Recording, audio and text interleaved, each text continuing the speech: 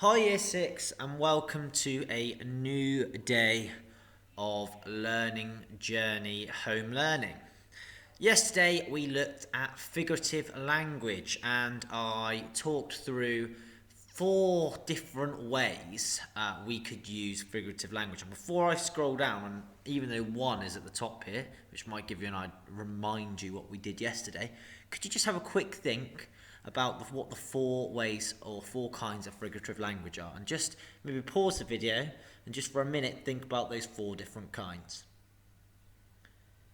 Okay, yes, we had those. We talked about similes, we talked about metaphors, we talked about onomatopoeia, and we talked about personification. So we said a simile is where we compare one thing to something else, something completely different, and that helps create this amazing image. And we always say that it's it's like or it's as something else.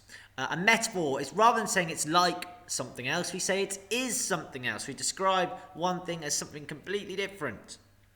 Onomatopoeia is where we use words that sound like we say them, like bang, or whisper, or drip, or kaboom. Okay, and then we've got personification. That's words that give nature human qualities. So when we give something that's non-human a human quality or trait. So here, the branches are moaning like humans moan, or they dance like we can dance. So that's where we give certain things human qualities. And those were the 4 ways we could use figurative language to help create an image in the reader's mind.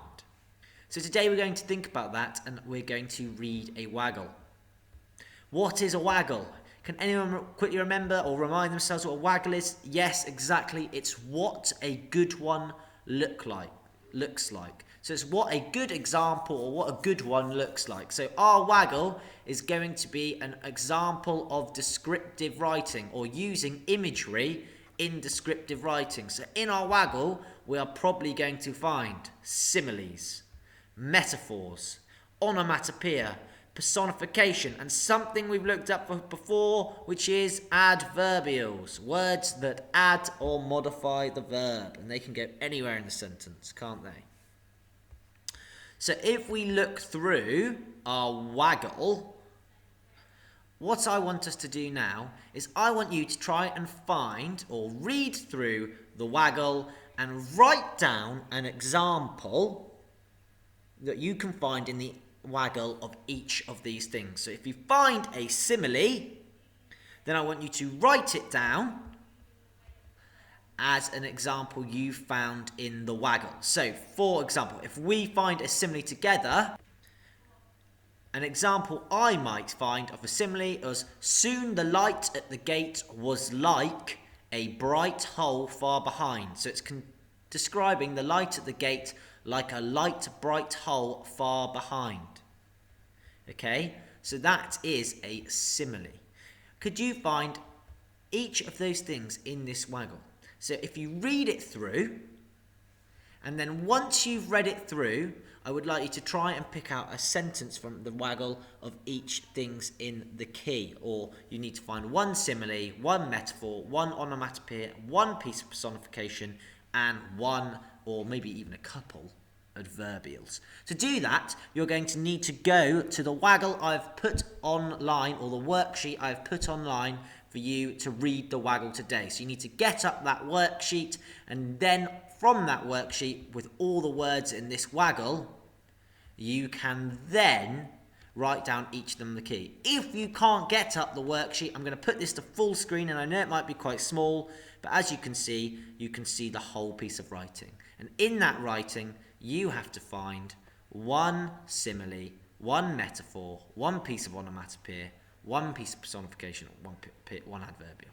Okay, can you please do that for me? And this should probably take you 10-15 minutes to complete this piece of work. Once you've done this, you can come back to the video. So please pause the video now and do that piece of work.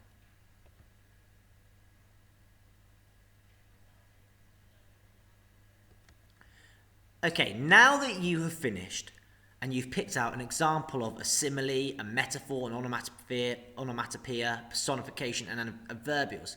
I want you to think about the effect this has had on the piece of writing. I want you to reflect on our waggle. I want you to think about what this good example of imagery and descriptive writing looks like. I want you to think about all the things you've picked out, similes, metaphors, and I want you to think about the following questions and write a short reflection. I want you to think about what atmosphere has the author created.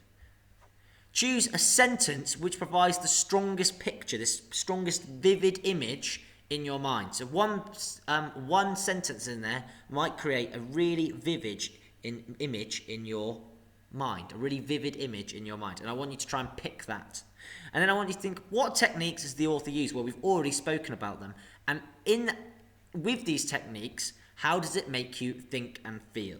So you're going to want to answer each one of these questions in your reflection. So your reflection should be at least 4 or 5 lines long. So you need to reflect on this waggle and think about those following questions. So I'm going to leave these questions up here.